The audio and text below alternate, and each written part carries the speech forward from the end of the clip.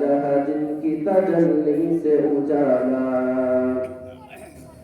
मैं सूरत यूसुफ का नहीं चाहने वाला मैं सूरत यूसुफ का नहीं चाहने वाला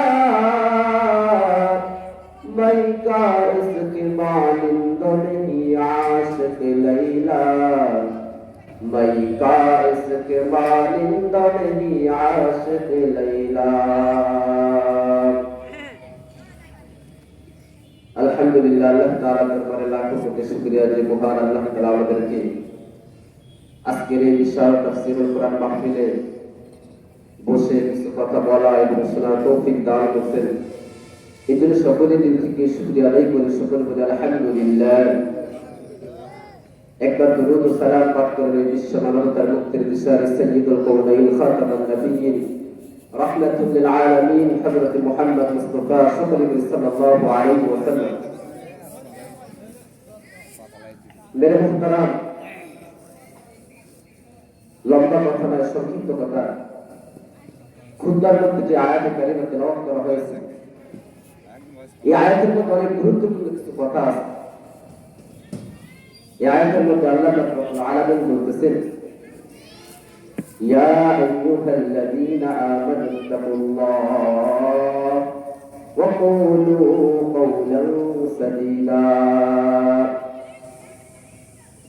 يصلح لكم أعمالكم ويغفر لكم ذنوبكم ومن يطع الله ورسوله فقد فاز فوزا عظيما يا أيها الذين آمنوا اتقوا الله الله رب العالمين دعوة المؤمنين اتقوا الله তোমরা আল্লাহ তাআলাকে ভয় করো ওয়াকুলু কওলান সাদীদা এবং তোমরা জবান দিয়ে যে কথাগুলো বলো সেই কথাগুলো সঠিক এবং সত্য কথা বলো। আল্লাহ রাব্বুল আলামিন বলেন, হে মুমিন, তুমি যদি এই তিনটা গুণ অর্জন করতে পারো, এক নম্বর গুণ হলো ইত্তাকুল্লাহ, আল্লাহ তাআলার ভয়। আর দ্বিতীয় হলো তোমার জবানের কথা যদি সঠিক বলতে পারো, আল্লাহ রাব্বুল আলামিন বলেন, আমি আল্লাহ রাব্বুল আলামিন তোমাকে দুইটা পুরস্কারে পুরস্কৃত করব। ইউসলিহ লাকুম আ'মালাকুম, এক নম্বর পুরস্কার আল্লাহ রাব্বুল আলামিন দিবেন। সেই পুরস্কার হলো আল্লাহ রাব্বুল আলামিন বলেন, বান্দা তুমি যে আমলগুলো করবা আমি আল্লাহ তাআলা ওই আমলগুলোকে সংশোধন করিয়া দেব। ওয়া ইয়াগফির লাকুম যুনুবাকুম, দ্বিতীয় পুরস্কার হলো ও বান্দা তুমি যদি আল্লাহ তাআলার ভয় অর্জন করতে পারো এবং তোমার জবানে সঠিক কথা বলতে পারো, তাহলে দুই নম্বর পুরস্কার আমি তোমাকে দিব। আমি আল্লাহ তাআলা তোমার জিন্দেগীর গুনাহ খাতাগুলো maaf করে দেব। ومن يطع الله ورسوله فقد فاز فوزا عظيما। আল্লাহ রাব্বুল আলামিন দুইটা কাজ বান্দাদেরকে করতে বলছেন, এর বিনিময়ে আল্লাহ তাআলা দুইটা পুরস্কার দিবেন। এবং এই দুইটা কাজ কোন তরিকায় করবে আল্লাহ রাব্বুল আলামিন আয়াতের মধ্যে ইঙ্গিত দিয়ে বলেন, ومن يطع الله ورسوله فقد فاز فوزا عظيما।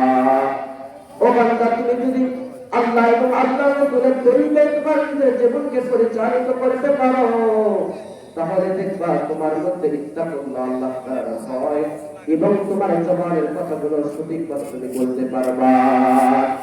ইত্তাকুল্লাহ, আল্লাহ তাআলার ভয় কাকে বলে? ও আমার বন্ধুগণ, আমার মুখের গভীর মনোযোগ দিয়ে শুনবেন, ইত্তাকুল্লাহ, আল্লাহ তাআলার ভয় কাকে বলে? আমরা সকলেই চিনি বড় পীর আব্দুল কাদের জিলানী রাহমাতুল্লাহি আলাইহি, অনেক বড় একজন পীর ছিলেন।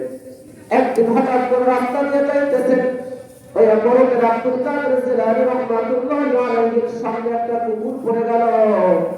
ওই পুকুরের জবান খুলে গেল।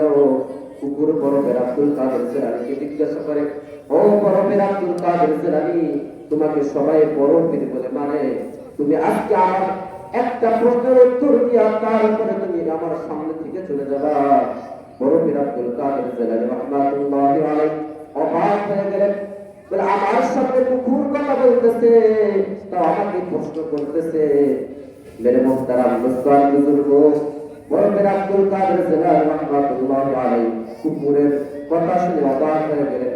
কুকুর প্রশ্ন করলেন, ও আব্দুল কাদের জিলানী রাহমাতুল্লাহি আলাইহি, শুনে রাখো, তুমি আমার এই প্রশ্নের উত্তর দাও। সেই প্রশ্ন হলো, তুমি বলো দেখি, তুমি আব্দুল কাদের জিলানী দামি নাকি আমি কুকুর তোমার থেকে দামি? বড় পীর আব্দুল কাদের জিলানী রাহমাতুল্লাহি আলাইহি যখন এই প্রশ্ন শুনতে পারলেন, তখন তার চেহারার মধ্যে অনেক চিন্তিত চলে আসলো।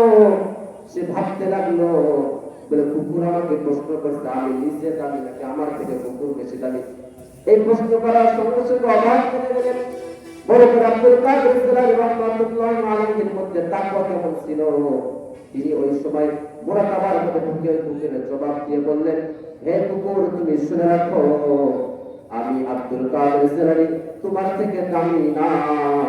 যদি আমি আব্দুল কাদের জিলানী মৃত্যু হওয়ার পরে, এই দুনিয়া থেকে যাওয়ার পরে, যদি ওই অন্ধকার কবরের মধ্যে যদি আমি ওই ফেরেশতাদের প্রশ্নের জবাব যদি আমি দিতে না পারি, তাহলে আমি আব্দুল কাদের জিলানী মানুষ হয়েও তুমি কুকুর থেকে আমি দামি হইতে পারবো না। আর যদি আমি ওই মৃত্যুর পরে অন্ধকার কবরের মধ্যে যদি ওই কুকুরের প্রশ্নের, যদি আমি ওই ফেরেশতাদের প্রশ্নের উত্তর আমি দিতে পারি, তাহলে আমি বলতে পারবো আমাকে আল্লাহ তাআলা আশরাফুল মাখলুকাত বানাইছেন, মানুষ বানাইছেন, আমি মানুষ হয়ে এই কুকুর থেকে অনেক দামি। মেরে মোহতারাম দোস্তার বুজুর্গ, ওই অন্ধকার কবরটা অনেক কঠিন ভয়াবহ জায়গা।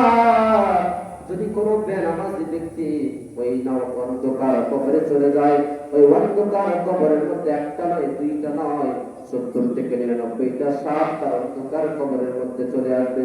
আমার বন্ধুগণ, আমার যুবক ভাইরা, গভীর মনোযোগ দিয়ে শুনবেন। হাসরের ময়দানটা যখন ভয়ঙ্কর ভাবে পরিস্থিত হয়ে যাবে, গুনাহগার ব্যক্তিদের কবরগুলো ঠাস ঠাস করে ফেটে যাইতে থাকবে। হাসরের ময়দান যখন কায়েম হবে, জাহান্নাম ডাকতে থাকবে, ইয়া আল্লাহ, গুনাহগারগুলোকে আমার ভিতরে ঢুকায়া দাও। মেরে মুহতারাম, এমন সময় রাসূল আরবি সাল্লাল্লাহু আলাইহি ওয়াসাল্লাম সিজদায় করে কান্না শুরু করে দিলেন। জাহান্নামের এই ভয়ঙ্কর আওয়াজ শুনে আল্লাহ পাক রব্বুল আলামিন ফেরেশতাদেরকে ডাক দিয়ে বললেন, ও ফেরেশতারা, তোমরা ওই জাহান্নামকে 70,000 সেকেল দিয়ে বেঁধে রাখো। তখন ফেরেশতারা 70,000 সেকেল দিয়ে, এক একটা সেকেলের পুরায় 70,000 করে ফেরেশতা ওই জাহান্নামকে ধরে রাখবে। কিন্তু ওই 70,000 ফেরেশতারা জাহান্নামকে ধরে রাখতে পারবে না। জাহান্নাম হাসরের ময়দানের দিকে দৌড়াইতে থাকবে। মেরে মুহতারাম, এমন সময় আল্লাহ পাক রব্বুল আলামিন জাহান্নামের দিকে কিছু পানি ছিটাইয়া দিবেন।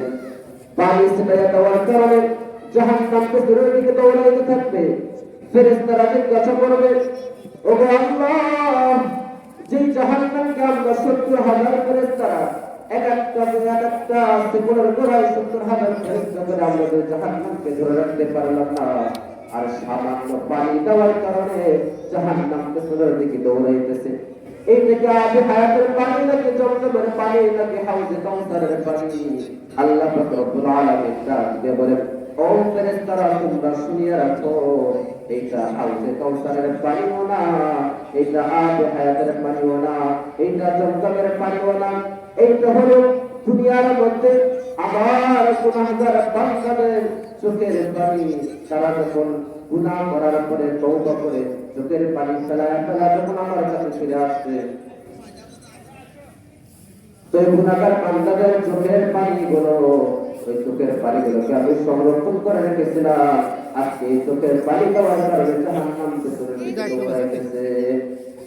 এই জন্য মেরে মুহতারাম, যদি আল্লাহ তাআলার ভয় অর্জন করতে পারি, আমাদের কথাগুলোকে সঠিক কথা বলতে পারি, তাহলে আমাদের জীবনের মধ্যে অনেক উন্নত হবে, আমল সংশোধন হবে, আল্লাহ তাআলা আমাদের গুনাহগুলোকে মাফ করে দিবেন। যাই হোক, আল্লাহ তাআলা আমাদের সবাইকে আল্লাহ তাআলার ভয় এবং আমাদের কথাগুলো যেগুলো আমরা জবান দিয়ে বলি, এই কথাগুলোকে সঠিক কথা বলার তৌফিক দান করুন। ওয়া আখিরু দাওয়ানা আলহামদুলিল্লাহি রাব্বিল আলামিন। আসসালামু আলাইকুম ওয়া রাহমাতুল্লাহি ওয়া বারাকাতুহু।